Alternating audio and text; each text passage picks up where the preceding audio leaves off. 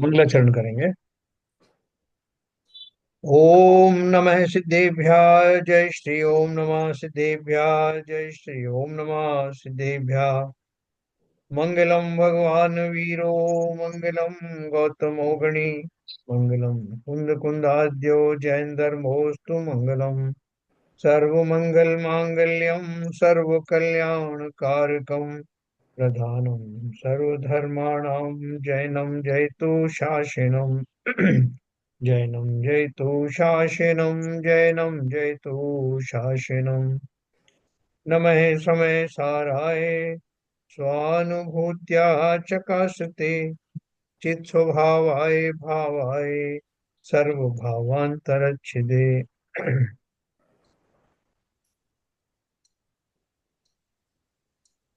10 minute तो हमारे ऐसे ही चले जाते हैं शुरू के।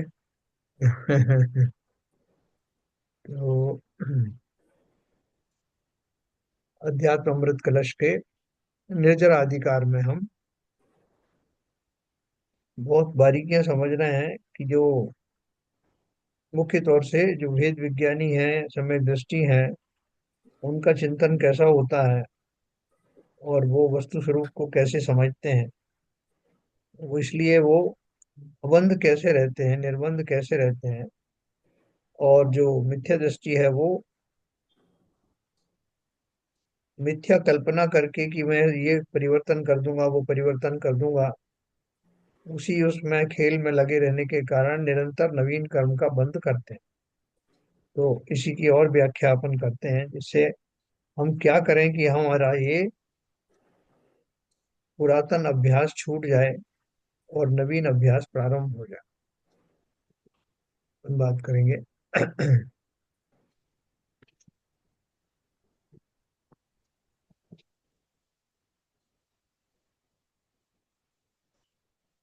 ये अपन ने कल ही पढ़ा था। 7वें से 10वें गुणस्थान तक गुणस्थान की स्थिति के अनुसार कर्म उद्यागत होने पर भी बुद्धि में अस्वीकारता से अबुद्धि पूर्वक किंचित रागादि हो तो कुछ आश्रव भी हो सकता है, पर वो जाना नहीं जाता, मतलब वो बुद्धि के बियॉन्ड है और बहुत कम है। और क्रमशः हीन होकर सर्वथा निराश्रव हो जाता है। मोक्ष मार्ग की यही प्रक्रिया है, यही पुरुषार्थ। पर के परिणमाने का पुरुषार्थ संसार का पुरुषार्थ है, मुक्ति का नहीं। पर परिणमाया नहीं जा सकता, पर माने दूसरे को परिणमाया नहीं जा सकता। फिर भी पर को परिणमाऊं ऐसी मान्यता मिथ्या दृष्टि की है। इस मान्यता के कारण वह अनंत काल तक पर को परिणमाने का उद्योग करता रहता है। चूंकि वह कार्य अनंत काल में भी नहीं कर सकेगा, क्योंकि वस्तु क्योंकि वस्तु का स्वभाव ही ऐसा है कि वह स्व के परिणमन का ही अधिकारी है, पर के परिणमन का अनधिकारी है। तथापि भ्रमवश मैं पर का करूं ऐसा विचार कर प्रयत्न करते करते जीव को अनादि से अब तक अनंत काल हो गया और अनंत काल हो जाएगा, पर उसमें सफलता संभव ही नहीं है। देखो। सर, हाँ बोलिए। एक प्रश्न है यहाँ पर व्यवहारिक। हम्म। इसमें लिखा है, पर के परिणमाने का पुरुषार्थ संसार का पुरुषार्थ है, मुक्ति हाँ। का नहीं। ये बात तो सही है। पर परिणमाया नहीं जा सकता, फिर भी पर को परिणमाऊं ऐसी मान्यता मिथ्या दृष्टि की हम्म। है। ये जो लाइन है, इसको एक इससे थोड़ा एनालाइज करना चाहता हूँ मैं। कि आप सर्विस कर रहे हैं, आपको सर्विस करते समय कोई जिम्मेदारी दी गई, और जो जो जिम्मेदारी दी गई वो पूरा कार्य किया आपने, तो वो उस पर्टिकुलर एक्टिविटी को इस संदर्भ में किस तरह से आप एनालाइज करें, हम्म। मेरा प्रश्न। देखो, देखो आपकी बात ठीक है। कई बार आपको लगता भी है कि ये अगर मैं नहीं करता तो कैसे होता, इसमें नहीं कितना मेरा एफर्ट गया है और लोगों ने एफर्ट लगाया है तभी ये कार्य नहीं संपन्न हुआ। नहीं, मैं इसमें एक ऐड करना चाहूंगा। हम्म। ये बात तो वो भी जानता है कि मैं नहीं करूंगा तो कोई और करेगा। नहीं, पहली। सब नहीं जानते ये बात, इसी में भी बहुत मगर सारे लोगों को तो यही भ्रम हो जाता है। नहीं, वो एक स्थिति है। मगर जो काम हुआ है मैंने किया, और मेरे जो अधीनस्थ हैं, जो साथी हैं, उनके सहयोग से किया, एक टीम वर्क हुआ या काम हुआ। हम्म। तो वो जो पुरुषार्थ है उसको डेफिनेटली, अगर बोझ मार्क के परिप्रेक्ष्य में अगर गिना जाए तो ये मिथ्या दृष्टि का संसार की बढ़ाने का ही काम है। मगर एक तथ्य ये भी है, ये सिद्धांत ये भी है, मैं पर में कोई परिणमन नहीं कर सकता। तो जब पर मैं परिणमन नहीं कर सकता तो वो काम जो कर रहा हूँ उसमें केवल मैं समझता हूँ मैं एक निमित्त बन रहा हूँ, तो निमित्त बन के ही वो कार्य हो रहा है, वो कार्य मैं नहीं कर रहा हूँ। इसको इस परिप्रेक्ष्य में ही देखना पड़ेगा क्या। यस। यस। ज्ञानी तो ऐसे ही देखेगा, देखो ज्ञानी ने काम करना बंद थोड़ी कर दिया। जी। वो भी हमारी तरह सारे काम कर रहा है, घर का कर रहा है, गृहस्थी का कर रहा है, सबका कर रहा है। फिर भी बोल रहे हैं कि ज्ञानी जो है इस बात को जानता है कि वो किसी चीज को परिणमा नहीं सकता। तो ये विरोधाभास कैसे हो गया? जैसे काम मैं कर रहा हूँ वैसा वो भी कर रहा है। जी। युद्ध भी लड़ रहा है और युद्ध जीत भी रहा है, लोगों घर की सेवा कर रहा है, पति पत्नी को संभाल रहे हैं, राज्य व्यवस्था देख रहे हैं। और फिर भी आप कह रहे हो कि वो ज्ञानी है, और ज्ञानी ऐसा मानता ही नहीं है कि मैं पर को परिणमा सकता हूँ। तो फिर क्यों कर रहे थे ये सब? क्यों राज चला रहे हो? तो इसको इसी में पहले सेंटेंस में लिखा है ना सर, हाँ। पर के परिणमाने का पुरुषार्थ संसार का पुरुषार्थ। संसार का पुरुषार्थ इसी को कहते हैं कि हम उसमें निमित्त बन रहे हैं। हाँ। संसार के पुरुषार्थ में जो पुरुषार्थ हो रहा है व्यावहारिक रूप से, तो उसमें हम निमित्त बन रहे हैं, वो कार्य बिल्कुल। हमने नहीं किया। हम we are one of the निमित्त। देर जैसे आर सो मेनी निमित्त। जैसे कुम्हार घड़े को बनाता है हाँ। तो कुम्हार उसमें निमित्त बनता है। बिल्कुल। उसी उसी उसी परिप्रेक्ष्य में इसको सिद्धांत के अनुसार देखा जाना चाहिए मेरे। वैसा ही देखा जाएगा। क्योंकि क्या है, देखो, अगर ये सब जीव के भाव नहीं होते, ऐसे इतने मूर्ख लोग नहीं होते, तो संसार होता ही नहीं। संसार को परिणमाने का भाव लोगों को होता है, इसलिए वो आगे बढ़ते हैं और इसी दम में जीते हैं, ऐसी भ्रांति में जीते हैं कि उनके द्वारा कार्य होने से ये सब कुछ बदलाव आ रहे हैं। ये जो अगर भ्रांतियां ना हो तो ये संसार का संसार ही ना रहे, पूरा यहीं पे मोक्ष उतर आए।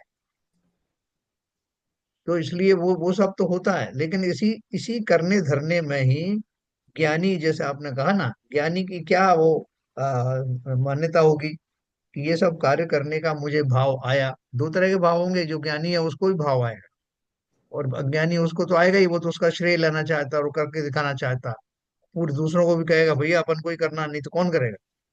ज्ञानी भी ऐसी भाषा का इस्तेमाल कर सकता है, लेकिन वो जानता है कि ये कार्य अगर होना होगा तो मेरी ये बुद्धि, मेरा ये जो संयोगों को मिलाने का जो काम है वो हो जाएगा, और वो सब मेरी बुद्धि आदि सब उसमें निमित्त बनेंगे।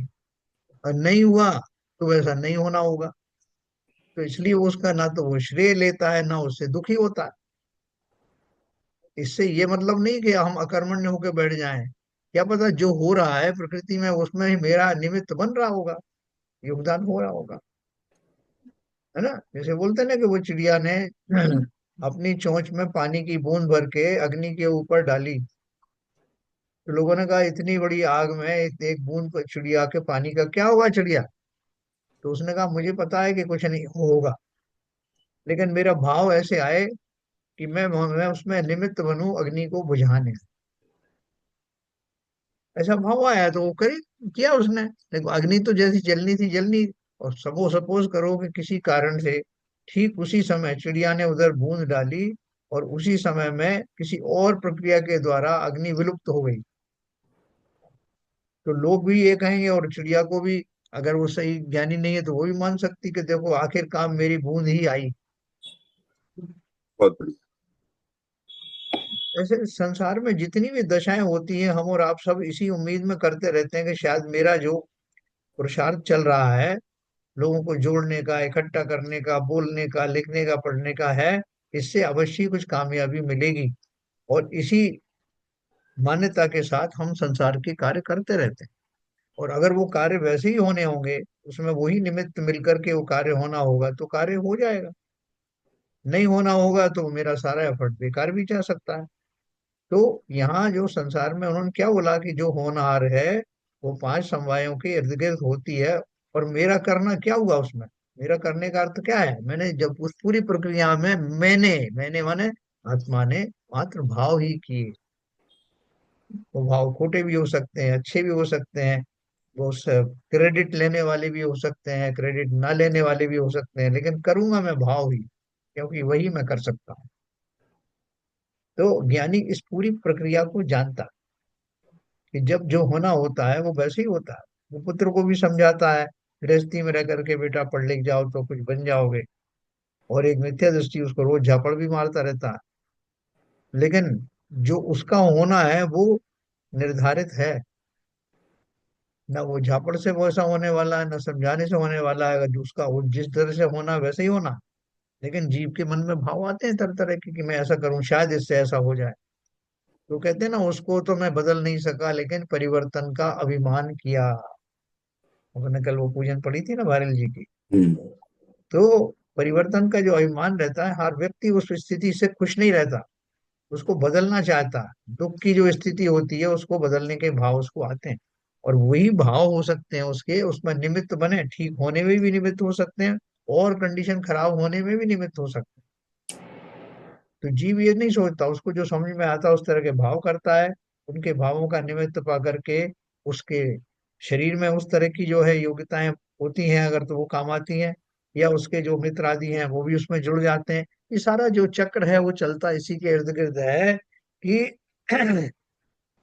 करते दोनों ही है। ज्ञानी भी करता है, अज्ञानी भी करता है। अज्ञानी को ये की मान्यता है कि मैं इसको बदल सकता हूँ। ज्ञानी की मान्यता ये कि ये बदला नहीं जा सकता, लेकिन मेरे इस भाव में कि मैं कुछ करूं, इस भाव में अगर कुछ होना होगा तो हो जाएगा। सर मैंने इसको सुंदरी सर इसको मैंने हाँ इनडायरेक्टली ऐसे भी कह सकते हैं हाँ। कि जो आपने भाव वाली बात कही, कि जो होनहार वैसी होती है, उसके लिए निमित्त बनने के लिए वैसे ही भाव पैदा होंगे। Yes, yes. मैंने सुंदरी ने वो कुष्ठ रोग को निवारण करने के लिए ऐसा किया कि मैं अगर चंदन घिसूंगी, मैं ये करूंगी तो उनका कोढ़ दूर हो जाएगा। इसलिए मैं तुरंत प्रभाव से ऐसा करूं, मैं सिद्ध चक्रमंडल विधान करूं, ऐसा। ज्ञानी नहीं सोचेगा ऐसा इस लाइन पर। नहीं, ज्ञानी तो नहीं सोचेगा, मगर ना क्या मैना सुंदरी ने ये सोच के किया कि मैं सिद्ध चक्र विधान करूंगी तो कोड़ हो जाएगा। उसके सिद्ध चक्र विधान के जो भाव पैदा हुए, भक्ति के भाव पैदा हुए, जैसे मान मान मानचंद्राचार्य ने अपना उनके भाव भक्ति के हुए, उससे उनके ताले टूटे। इसी तरह मैना सुंदरी ने सिद्ध चक्र विधान किया, वो भक्ति के भाव थे, और उससे प्रताप से उनका कोड टूटा, कोड निकल गया। मगर जो भाव बने वो ऐसी होनहार होनी थी, इसलिए ऐसे भाव पैदा हुए। उन्होंने इसलिए किया कि ये जो गमगीन वातावरण हो गया है, उस हम्म। वातावरण को हल्का फुल्का करने के लिए अपन भक्ति में का एक आयोजन करते हैं। यस। अब तो अपने ही भाव शुद्ध करने के लिए भाव उसने शुद्ध किया। करना, उन सब लोगों के भाव अच्छे होंगे, कोड़ की बात नहीं थी, तो उस समय का माहौल जो है अच्छा हो जाए, ये भी बात थी। और दूसरी मान्यता, और समय दृष्टि तो सब जानता है कि कर्मों का किस तरह बंद होता है, कैसे संक्रमण होता है, वो सब भी उनको मालूम था कि अगर इस प्रक्रिया में कर्मों की स्थिति पूरी हो गई होगी तो वो समाप्त भी हो सकती है, संक्रमण भी हो सकता है, सब बैकग्राउंड में वो जानती थी। मगर उसके कोई निकांक्षित भाव नहीं थे सर। कांक्षित भाव, हाँ, निकांक्षित भाव कांक्षित भाव। है। नहीं, निकांक्षित थे, मतलब हाँ, निकांक्षित माने निकांक्षित आकांक्षा थे, भाव। आकांक्षित भाव नहीं थे उसको करने के। हाँ, करेक्ट। तो वो वही है तो ना, ज्ञानी वो जानता है ना। ज्ञानी वो जानता है कि मेरे इन भावों से या मेरे इस क्रिया के करने से वो तभी संभव है जब ऐसा होना होगा। जी। पांचों समवाय तभी मिलेंगे, तभी होता है। यस। लेकिन जीव को फिर भी भाव आते हैं कुछ करने के। इसी का नाम संसार है। हम और आप सब भी अगर हम विविध प्रकार के भाव नहीं होते तो संसार में ये सब हलचल होती ही नहीं। बिल्कुल सही है। तो पर के परिणमाने का पुरुषार्थ संसार का पुरुषार्थ है, मुक्ति का नहीं। क्योंकि मुक्ति वाला जो क्या से पुरुषार्थ करेगा अपन जानते हैं। वो जो अपने बैठे हैं अलग अलग गुण स्थानों में बैठे हुए जो मुनिराज हैं, उनको ध्यान आएगा क्या कि भैया मैं तो यहाँ सब कुछ छोड़ के भक्ति में लगा हूँ, मैं पता नहीं मेरे बेटे का क्या हो रहा है, मेरी पत्नी का क्या हो रहा है, उनके लिए तो कुछ कर जाऊं। ऐसे भाव नहीं आएंगे तो उनको क्या भाव आएंगे? उनको भाव स्वयं के स्वभाव में जाने के आएंगे। और उनके स्वभाव में भाव जाने वाले जो है वो संसार के कारण होते ही नहीं। तो ये बिल्कुल सिंपल इस सेंटेंस में लिखा है, जो पर के परिणाम आने का पुरुषार्थ संसार का पुरुषार्थ है, मुक्ति का नहीं। पर को परिणमाया नहीं जा सकता, फिर भी पर को परिणमाऊं, ऐसी मान्यता मिथ्या दृष्टि की है। हम और आप सारे वही कार्य करते हुए भी और इस भ्रम से दूर रह सकते हैं कि मैंने किया, मैं करता हूँ, मेरे कहने से होता है, मेरे करने से होता है। और किसी ने थोड़ी क्रेडिट दे दी, थोड़ा सा आजकल तो अंगूठा दिखा देते ना, तो मैं मुझे कंफर्म हो जाता है देखो मेरे करने से ही हुआ। इतने लोग प्रशंसा कर रहे हैं, ऐसे ही थोड़ी कर रहे हैं। मैंने किया जब हुआ, इतने दिन से क्यों नहीं हुआ? जब मैंने उसमें हाथ डाला तभी तो हुआ। इसलिए वो क्रेडिट का मैं अधिकारी हूँ। लेकिन ज्ञानी ऐसा नहीं मानते। ज्ञानी तो उसको उस उनमें इतने सारे निमित्तों के बीच में मेरा ये भाव कि मुझे भी कुछ कंट्रीब्यूट करना चाहिए, हो सकता है वो भाव उसमें निमित्त बन गया हो। अगर वो कार्य उसी निमित्त से होना है तो हुआ। तो ऐसा निरपेक्ष होकर के भी कार्य किए जा सकते हैं। और ऐसा करने वाला निरभिमानी होता चला जाता है। उनको उन कृत्यों की कोई प्रशंसा नहीं चाहिए, कोई क्रेडिट नहीं चाहिए। ऐसा निर्लोभी व्यक्ति ही वास्तव में मुक्ति को प्राप्त होता। तो इस मान्य देखो ना कितना कठिन कठोर शब्दों में कहा।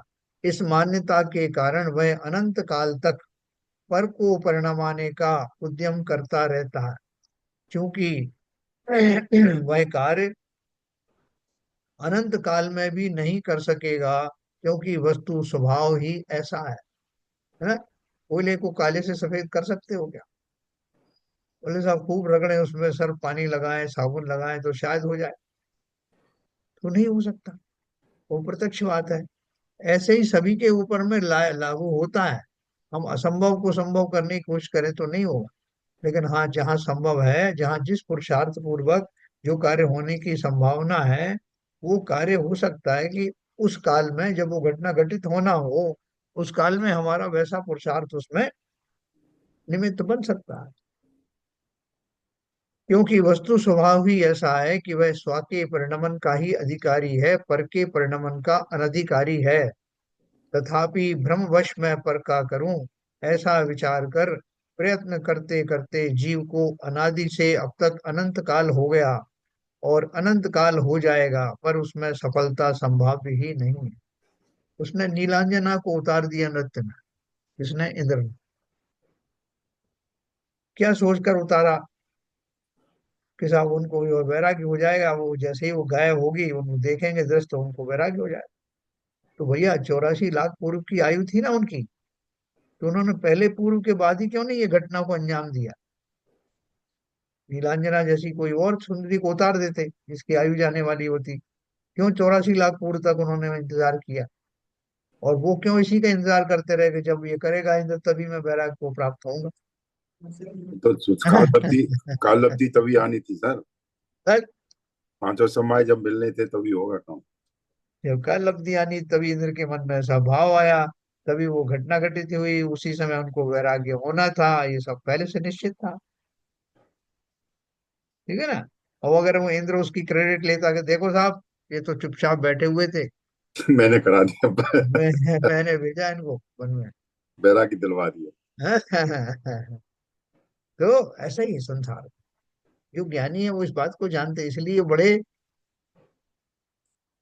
समता में बने रहते हैं और किसी बात की क्रेडिट लेते नहीं है। अपन सोचते हैं कि ये थोड़े से विनम्र हैं इसलिए नहीं ले रहे क्रेडिट, विनम्रता की बात ही नहीं है। वस्तु स्वरूप को समझते हैं। हाँ? देखो जैसे हम अमिताभ बच्चन जो कौन बनेगा करोड़पति में, उसको लोग बहुत क्रेडिट देते हैं, वो नहीं लेता। बल्कि दिखावा ऐसा दिखाता है कि मैं उसे अच्छा नहीं लग रहा। तो ये तो एक लौकिक व्यवहार है जो जिसमें वो उसकी पराकाष्ठा है। लेकिन जो अगर वास्तव में ज्ञानी है, तब भी वो इस तरह की क्रेडिट नहीं लेगा। भैया कौन किसका क्या करता है, इतनी बड़ी मशीनरी में मैं एक छोटा सा पुर्जा हूँ, इसमें हो सकता है कि मैं कहीं काम आ रहा हूँ।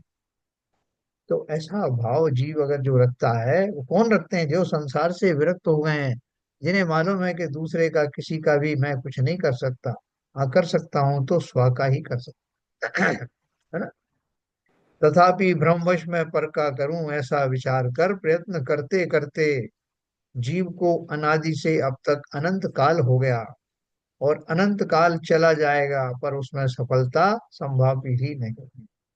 जिसने ऐसा मान लिया वो निरर्थक पुरुषार्थ नहीं करेगा।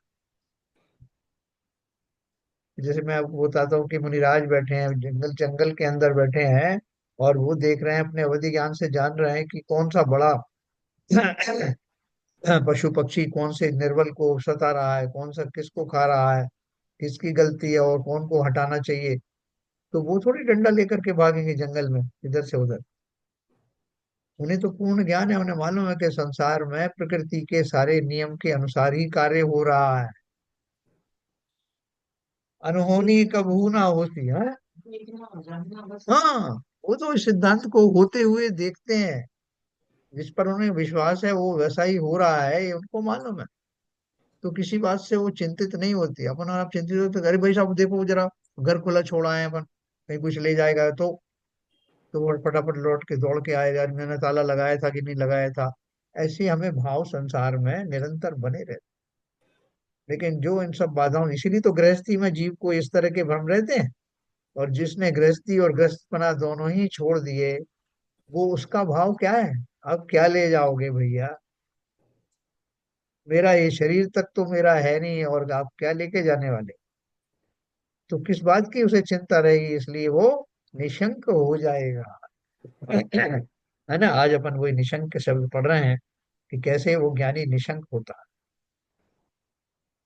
जीव का संसार परिभ्रमण तो तब छूटेगा जब वह इस भ्रम से छूटकर वस्तु स्वभाव का भान करे, अपना पुरुषार्थ अपनी शुद्धिकरण में करे, यही मोक्ष मार्ग है। संयताचारी साधु ही ऐसा करते हैं, अथवा जो ऐसा करते हैं वे ही संयताचारी हैं। क्या करते हैं? अपना पुरुषार्थ अपनी शुद्धिकरण में करे। क्यों टाइम वेस्ट करना? क्यों पुरुषार्थ को यूं ही व्यर्थ गंवाना? अपन तो इसमें लग जाते हैं कि भाई साहब देखो ऐसा है, पूजन कर ली, पाठ कर लिया 1-2 घंटे, अब बाकी टाइम में लोग मुझे बताते हैं कि तुम्हारे अंदर क्या क्या खूबियां हैं, और मैं भी जानता हूँ अपनी खूबियों को। तो उनके अनुसार मैं बहुत लोगों का काम करता रहता हूँ, संसार में बहुत सारे काम कर लेता हूँ। हाँ? कभी सोसाइटी का काम कराता हूँ, कभी किसी को और किसी को अस्पताल लेके चला जाता हूँ, किसी को यहाँ कर लेता हूँ। तो इससे मेरे को बड़ा सेटिस्फेक्शन मिलता है, लोग भी दुआएं देते हैं। तो इसलिए मैं उसमें लगा रहता हूँ, इसमें हर्ज क्या है? तो आप बोलोगे तुमने अपने लिए क्या किया? बोले अपने लिए करके आए ना, सुबह 1 घंटे करके आए पूजन। अब दूसरों के लिए कर रहा हूँ। तो ये जो हमारे भावों की विविधता है, वो अगर निरपेक्ष भाव से की जा रही है तब तो फिर भी ठीक है। लेकिन उसमें मुझे प्रशंसा प्राप्त करने का भाव, दूसरे जीवों को सुधारने का भाव, ये अगर आता है तो वो अपराध है। इसलिए उन्होंने कहा, वो सब पुरुषार्थ किसके लिए करना? कार्य करते हुए भी, सांसारिक कार्य करते हुए भी मैं अपने पुरुषार्थ को अपने शुद्धिकरण में लगा सकता हूँ। जरूरी नहीं कि पालती मार के एक कोने में बैठा रहूं, वही शुद्धिकरण का मार्ग। संसार में जिन जिन से मिलता हूँ, जिन जिन घटनाओं के साथ जुड़ता हूँ, उन सब ने उन सब में अपना इसी सिद्धांत को लागू करके निरपेक्ष भाव से अपने भावों को टटोलता हूँ। अभ्यास करता हूँ कि मैं विपरीतताओं के, प्रतिकूलताओं के बीच में भी सामान्य कैसे रहूं। ये शुद्धिकरण, ये अब पुरुषार्थ है। संसार की इतनी बड़ी प्रयोगशाला में इतने सारे जो है आपको टारगेट मिल रहे हैं, जो आपकी शुद्धिकरण कराने में निमित्त बन सकते हैं। उसका फायदा उठाना।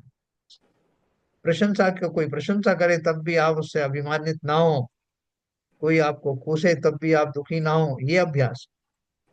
ये सारे अभ्यास किसके लिए हैं? शुद्धिकरण के लिए, अपनी अपनी भूमिकाओं। तो अपना पुरुषार्थ अपनी शुद्धिकरण में करे, यही मोक्ष मार्ग है। जो जहाँ खड़ा है, जिस भूमिका में खड़ा है, उसी भूमिका में कर सकता है। संयताचारी साधु ही ऐसा करते हैं, अथवा जो ऐसा करते हैं वे ही संयताचारी हैं। मैं गृहस्थी में रहकर भी कर सकता हूँ, तब मैं उत्तम गृहस्थ कहलाऊंगा। वे ही कर्म बंधन नहीं करते, ऐसा आचार्य कहते है ना। अपनी अपनी भूमिका के अनुसार मेरे पुरुषार्थ थोड़े अलग प्रकार के हो सकते हैं, मगर दिशा एक ही है। अब देखो, सम्यक के 8 अंगों में प्रथम निशंकित अंग का महत्व बतला। पहला निशंकित अंग ही होता है, उन्होंने एकांकित अंग पहले ले लिया था। अब देखिए निशंकित अंग कैसे आता है, और बहुत काम की चीज है ये। सम्यक के 8 अंगों में प्रथम निशंकित अंग का महत्व बतलाते हैं। सम्यक दृष्टि एव साहसमिदं कर्तुम शमन्ते परम, यद यद्वज्रे अपि पतत्यमी भय अचल, त्रैलोक्यमुक्ता ध्वनि सर्वमेव निसर्ग निर्भयतया, निर्भयतया शंकाम विहाय स्वयं, जानन्ते स्वम समबद्ध बोधवपम बोधाचयवन्ते नहि। भय के उत्पन्न होने पर तीन लोक के प्राणी अपने मार्ग से जहाँ विचलित हो जावें, ऐसे वज्र के गिरने पर भी ये सम्यक दृष्टि जन, मैं ऐसा ज्ञान स्वरूपी शरीर वाला हूँ जो पर के द्वारा अबध्य है, ऐसा जानते हैं, अथवा स्वाभाविक निर्भयता के कारण सब प्रकार की शंका से, भय से रहित होकर अपने ज्ञान स्वभावी उपयोग की भूमिका को नहीं छोड़ते। सम्यक दृष्टि जीव ही इस प्रकार का श्रेष्ठ साहस करने में समर्थ है। देखो, सम्यक के प्रभाव से जीव निशंक होता, उसे किसी प्रकार की शंका या भय नहीं होता।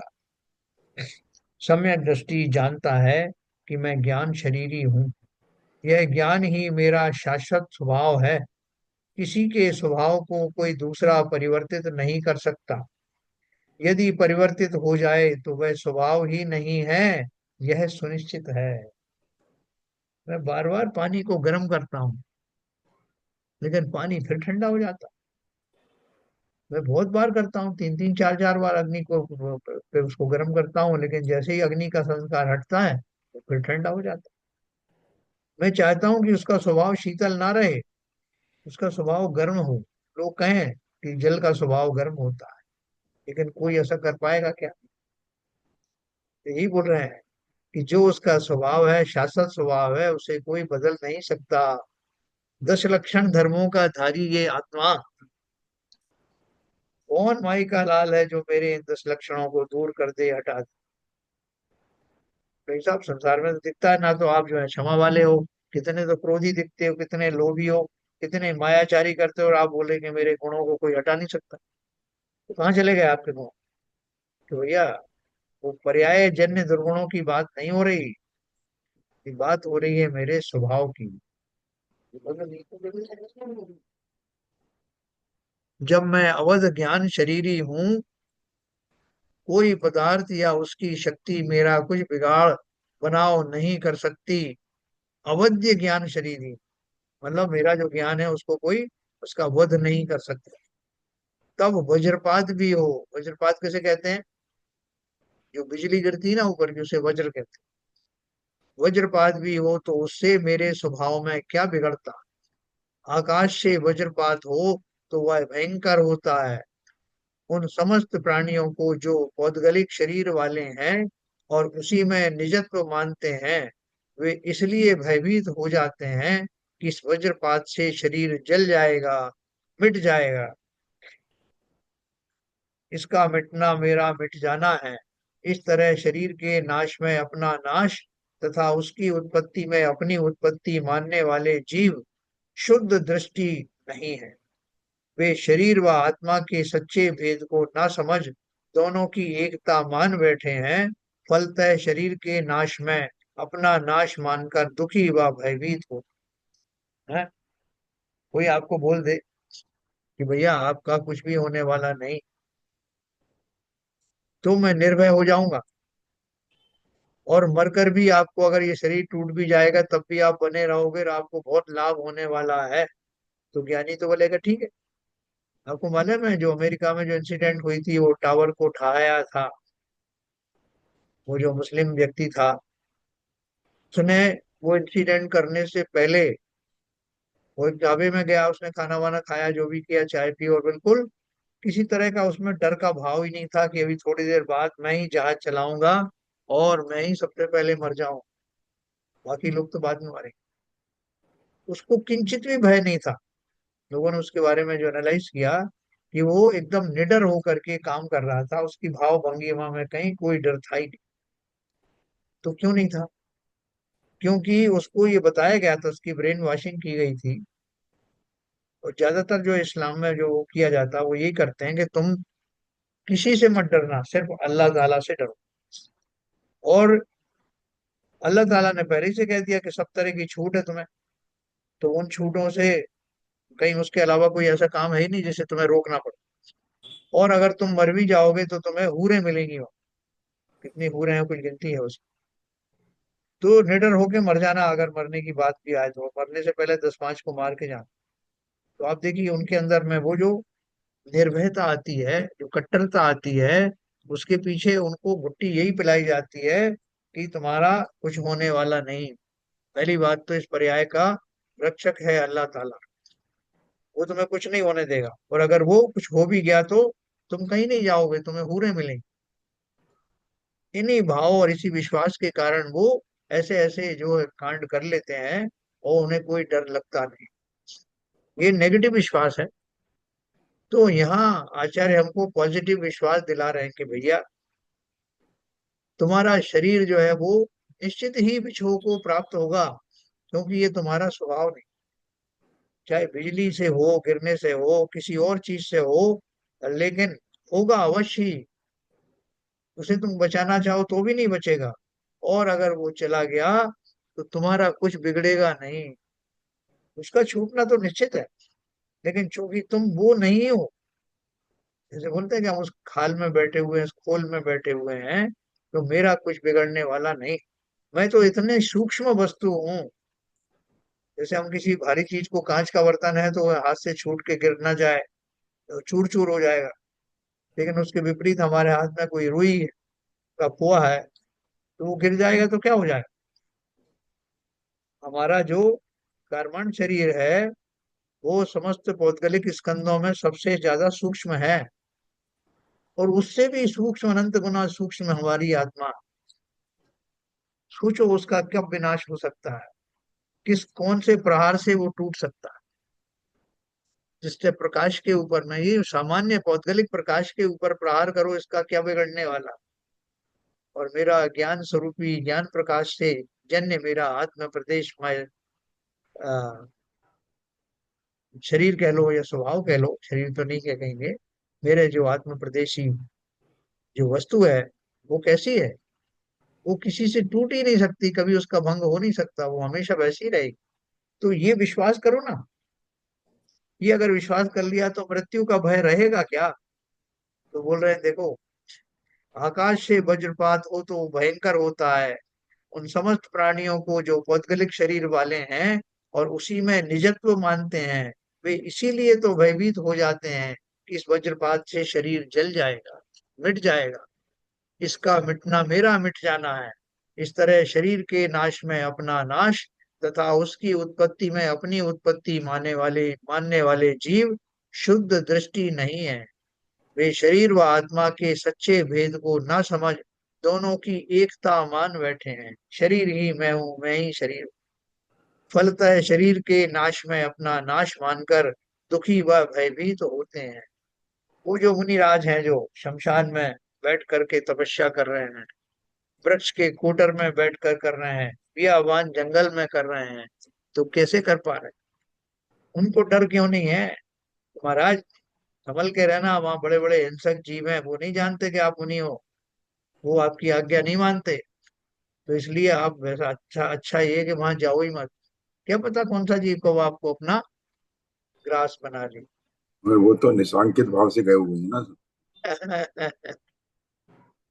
उन्हें तो क्या लगा है कि इस शरीर के रहते हुए जितना जितना तपस्या की जा सके कर लो। ये तो एक उपकरण के रूप में मिला है, और जितने समय तक इसका संयोग होना है वो निश्चित है। मैं वन में रहूं, मैं नगर में रहूं, कहीं भी रहूं, जहां इसका विसर्जन होना होगा वही होगा। मैं तो इसका भरपूर उपयोग कर रहा हूँ, अपने भावों में जी रहा हूँ, इसका जब जो होना हो जाए। ऐसा निशंकित भाव, कोई शंका नहीं।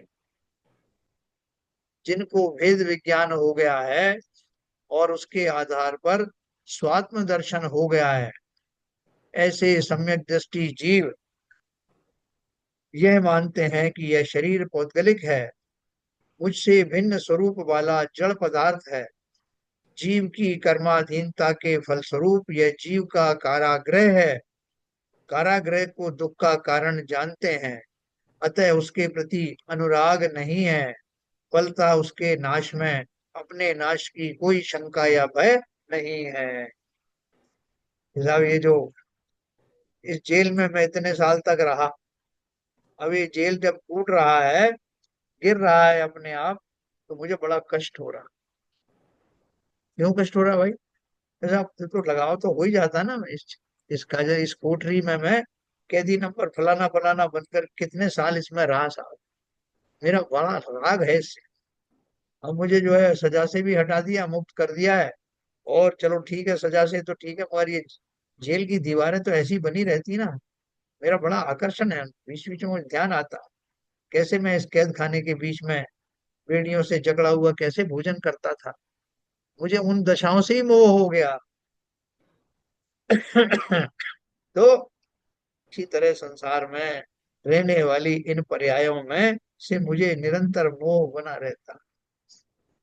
पिछली पर्याय जो चली गई वो तो अब मेरे ज्ञान में नहीं है, नहीं तो वो तो उससे भी है। अभी भी अपन जो पिछले कहीं स्थान से आते हैं ना, कि भाई साहब हम बचपन में कितना अच्छा करते थे, कैसा बढ़िया था वहां का। आजकल तो सब सत्यानाश हो गया है ना। पिछले हम भूतकाल को प्रशंसा करते हैं, क्योंकि अब हमारा भूतकाल हमारे बुढ़ापे में कन्वर्ट हो गया, तो हम वो पिछली पिछली बातों को अच्छा अच्छा मानते हैं। हमारा बस चलता तो पिछली पर्यायों को भी सब जो है याद कर करके उस पर अनुग्रह करते, अभी भी करते हैं। तो बोल रहे हैं कि ये जो मूर्ख प्राणी है, ये अपनी संसार में बने रहने की निरंतरता को, उस कैद खाने को भी याद कर करके उसमें अभी भी रागी बना रहता है। कारागृह को दुख का कारण जानते हैं कौन? ज्ञानी। अतः उनके प्रति, उसके प्रति उनका अनुराग नहीं है। फलतः उसके नाश में अपने नाश की कोई शंका या भय नहीं है। भैया कोई बचा नहीं संसार में, राजा राणा छत्रपति हाथन के असवार, वरना सबको एक दिन अपनी अपनी बात। तो क्या दुख की बात है भैया, जब मेरी फ्लाइट आएगी, जब फ्लाइट ले जाएगी। सम्यक दृष्टि इसी से सहज ही निशंक या निर्भय या निष्कंप है। इसी का फल है कि गौरोपसर्ग आने पर भी वे अपने ज्ञान स्वभाव में रमते हैं, अपना उपयोग वहां से नहीं हटाते। यही उनका परम पुरुषार्थ है, जो संसार के समस्त बंधन काटकर उन्हें अतीन्द्रिय अविनाशी सुख भी प्राप्त करा देता है। सम्यक दृष्टि का साहस धन्य है। आपको कोई कहा है कि भाई साहब ये जो नल है, ये 5 बजे से 7 बजे तक चालू रहेगा और इसमें से अमृत बरसेगा, तो आपको जितना लेना है उतना देर तक आप लेते रहो। तो हम क्या करेंगे, 5 बजे से पहले ही पहुंच जाएंगे और 7 बजे के बाद भी खड़े रहेंगे, अरे नल बंद हो जाए। जितना ले सकता हूँ उतना लेने का प्रयास करूंगा, नल तो फिर बंद हो ही जाएगा, ये मुझे मालूम। ठीक उसी प्रकार से ज्ञानी इस अपनी अमूल्य पर्याय को, मैं अमूल्य यहाँ इसलिए कह रहा हूँ कि वो पर्याय कौन सी है, ज्ञानियों के लिए वो हो सकता है कि अंतिम पर्याय ही हो, और अंतिम ना भी हो, अंतिम बट वन हो, तब भी वो उस पर्याय का पूरा पूरा फायदा उठाना चाहते हैं। इस प्रोसेस में शरीर छूट जाए तो छूट जाए। कोई बोलेगा महाराज 3 घंटे से बैठे हो ध्यान में, चलो उठ के कुछ खा पी लो, नहीं तो हो जाएगा देहावसान आपका। महाराज बोलते हैं भैया कल होना हो तो आज हो जाए, उसका तो जब होना है। लेकिन जो मेरे भाव चल रहे हैं, उत्कृष्ट भाव चल रहे हैं, इनको तोड़ करके मैं इस शरीर की रक्षा के लिए उठ जाऊं क्या? बोले नहीं महाराज, आप नहीं उठोगे तो फिर संयम धारण कैसे करोगे, बाद में कैसे करोगे? अरे अभी चल रहा है ना संयम धारण, उसमें क्यों व्यवधान लगा रहे हो? जितनी देर तक, कितनी मुश्किल से तो ये स्थिति आई है जिसमें मैं बिना किसी शंका के निरंतर अपने मुक्ति मार्ग पर बढ़ रहा हूँ, है ना। सप्तम गुण स्थानधारी मुनिराज एक अंतर्मूर के बाद जब छठवें गुण स्थान में आते हैं, तो उन्हें ऐसा लगता है कि जैसे एयर कंडीशन से उठ करके रेगिस्तान में आ गए हों। क्यों?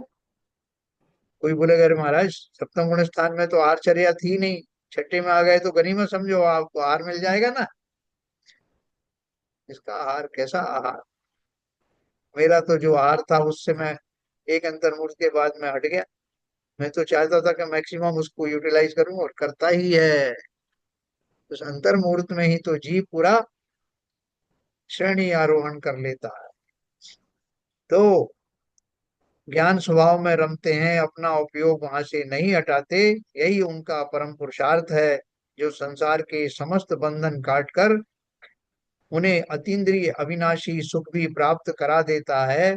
सम्यक दृष्टि का साहस धन्य है ना। जिसमें देखिए मुनि जो लगे रहते हैं, 1000 साल तक तप किया सा उन्होंने, 3 माह तक तप किया उन्होंने, तो वो क्यों करते रहते हैं? अत्यंत साहसी हैं। वो निरंतर बनाए रखते हैं अपने उन भावों को, और उन भावों का जब क्लाइमेक्स आता है तो केवल ज्ञान हो जाता है। सम्यक दृष्टि 7 प्रकार के भयों से रहित होता है। इनका क्रमशः वर्णन करने की इच्छा से आचार्य सर्वप्रथम इहलोक भय और परलोक भय से सम्यक दृष्टि रहित है, इसका विवेचन निम्न कलश से करते है ना। कौन कौन से 2 भय होते हैं मुख्य रूप से? इस लोक का भय और दूसरा परलोक का भय। लोक है शाश्वत एक एष, सकल व्यक्तो विविक्तात्मन, शिष्यलोकम स्वयमेव केवलमयम, यत लोक यत यत्येके यत्येकः लोको लोको अयम न तवा परस्तदपो परस्तद परस्तस्यास्ति तद्विकुतो निशंकः सततम स्वयं सा सहजम ज्ञानम सदा विन्दति। संसार के समस्त अन्य पदार्थों से पृथक आत्मा का सदा काल चिरस्थायी संपूर्ण रूप से प्रकट ऐसा यह एकमात्र ज्ञान लोक ही लोक है, क्योंकि आत्मा अकेला ही केवल इसी चैतन्य लोक का स्वयं ही अवलोकन करता है। यही तेरा लोक है। इसके सिवाय जो वर्तमान संसारी पर्याय तथा तत्संबंधी शरीर आदि पौद्गलिक जड़ या चेतन पदार्थ हैं, वह तेरा लोक नहीं है। वह तो तुझसे सर्वथा भिन्न है, तो तुझे फिर भय क्या? ऐसा जिसका सम्यक श्रद्धान है, वह ज्ञानी सम्यक दृष्टि जीव निरंतर सदा काल निर्भय है। ऐसा अपने सहज ज्ञान को ही सदा अनुभवता है। उसे इस शारीरिक संयोग वियोग रूप इहलोक परलोक का भय नहीं होता। देखो क्या बोल रहे हैं इसको पढ़ के अपन समाप्त करेंगे। सम्यक दृष्टि के सम्यक्त गुण प्रकट हुआ है। उस सम्यक्त के 8 अंग हैं। देखो 8 अंग कौन से? अपन पूजन भी करते हैं ना रत्नत्रय की, तो सम्यक दर्शन के 8 अंग कौन से हैं? 8 अंग पूजो सदा। कौन से 8 अंग हैं? अंग का अर्थ भेद नहीं है, है ना। अंग का अर्थ भेद नहीं है। जिन किंतु जैसे 8 काठ के टुकड़ों के संयोग को खाट ऐसी संज्ञा देते हैं, इसी प्रकार इन 8 गुणों की समुदाय रूप में सामान्य संज्ञा सम्यक तो है। बहुत क्लियर कर दिया उन्होंने। सम्यक के 8 अंग, ऐसे का मतलब ये नहीं है कि उनके भेद हैं।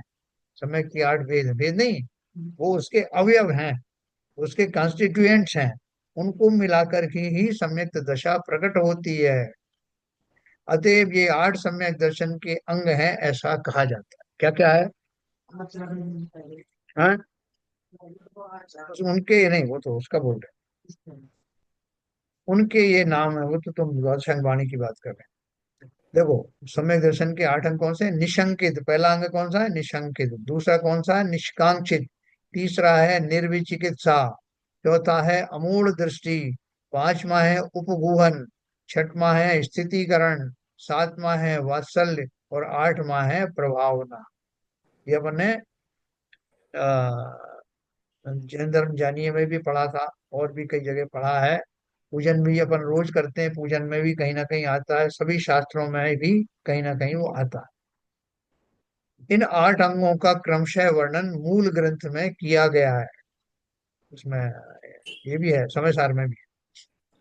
कलशों में इन सब का वर्णन नहीं है। अमृत चंद्र स्वामी ने कलशों में उन सप्त भयों का विवेचन किया जो सम्यक दृष्टि में नहीं होते। सात भय प्रकारांत से प्रकारांतर से यह वर्णन निशंकित अंग का ही है। आत्मा के त्रिकाली स्वभाव की श्रद्धा ही निशंकित अंग है। क्या बोल रहे हैं कि अमृतचंद्र आचार्य ने ये 8 अंगों का वर्णन नहीं किया। उन्होंने क्या वर्णन किया है? उन्होंने ये उसको 8 तरह का भय नहीं होता, 7 तरह का भय नहीं होता, ये बताया है। और ये 7 तरह का भय ना होना ही निशंकित पने का लक्षण है। उन्होंने उसको इनडायरेक्टली बताया है कि ये जो भयों का नहीं होना निशंक आदि होने में का प्रतीक है। देखो, शंका से ये आप चाहेंगे तो ये 8वां अंग में आपको विस्तार से बताऊं, है ना, अपन आगे चल के इनके बारे में एक एक करके पढ़ें। नहीं, ये मूल दृष्टि आदि जो है ना, शंका से भय का जन्म है। अतः इस प्रकरण में दोनों पर्यायवाची शब्द मान लिए गए हैं। ये 7 भय सम्यक दृष्टि को, मिथ्या दृष्टि को ही होते हैं, जो इस प्रकार। क्योंकि अपन निशंकित अंग की बात कर रहे हैं मुख्य रूप से, इसलिए उसके अंतर्गत आने वाले ये 7 भय वो कौन से हैं? जो सम्यक दृष्टि को नहीं होते और मिथ्या दृष्टि को अवश्य होते हैं।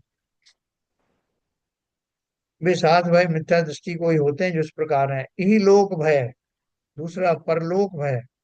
तीसरा वेदना भय। चौथा अरक्षा भय। पांचवा अगुप्ती भय। छठवां मरण भय। और सातवां आकस्मिक भय।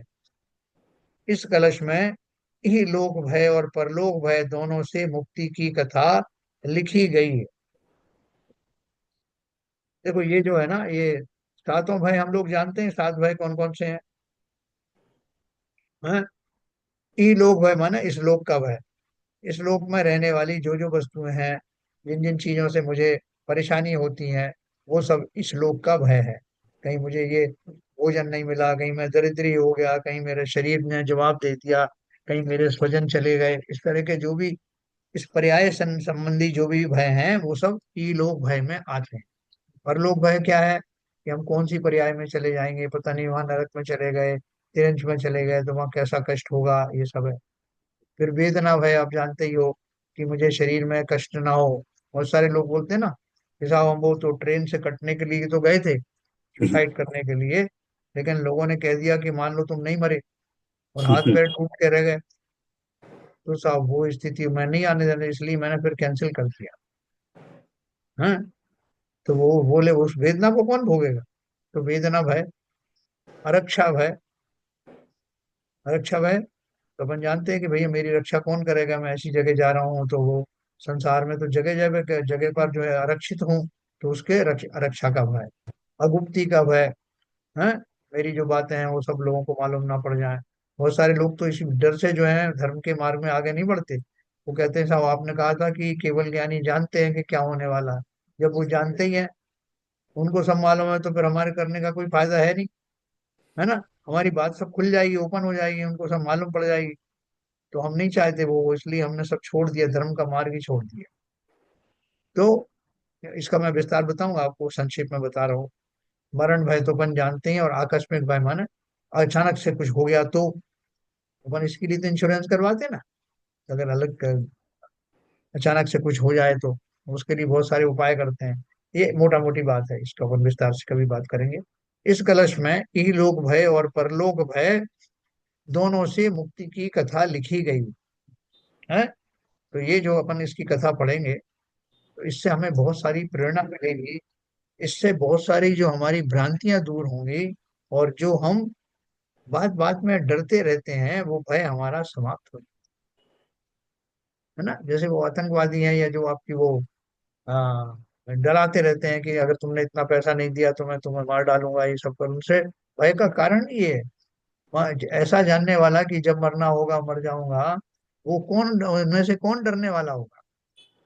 तो हम सब जो है अपनी इस सिद्धांत को नहीं मानते कि जब मेरी आयु कर्म समाप्त होगा तभी मैं मरूंगा, उसके पहले नहीं। और जिस निमित्त से जिस क्षेत्र में मेरे मरण होगा वो भी निश्चित है, ऐसा मानता होता तो मैं डरता क्या। इन सब बातों की अपन कल समीक्षा करेंगे, जो हमें निर्भय होने में सहायक होगा।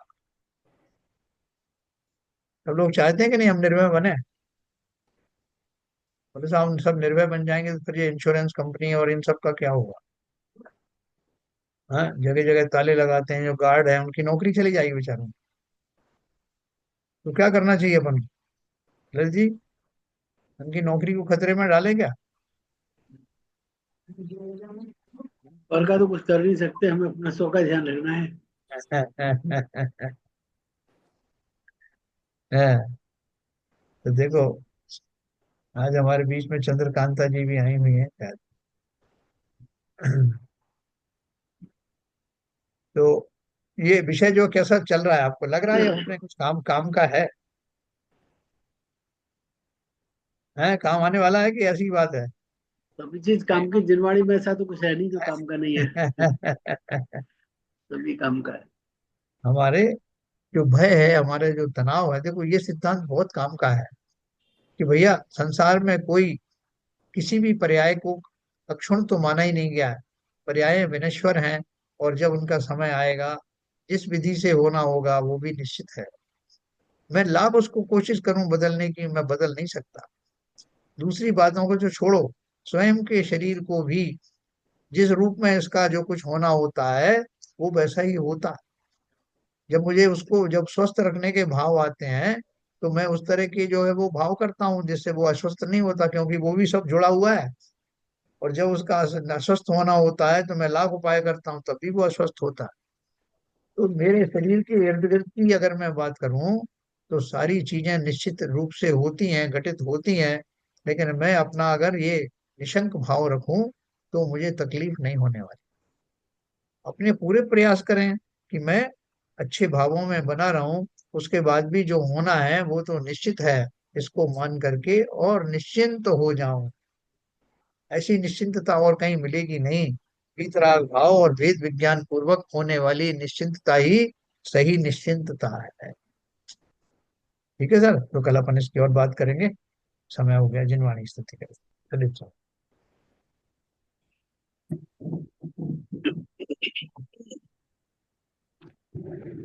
नित्यतम नाश वेको ज्ञान के प्रकाश वेको अपर भास वेको भानु सी बखानी है।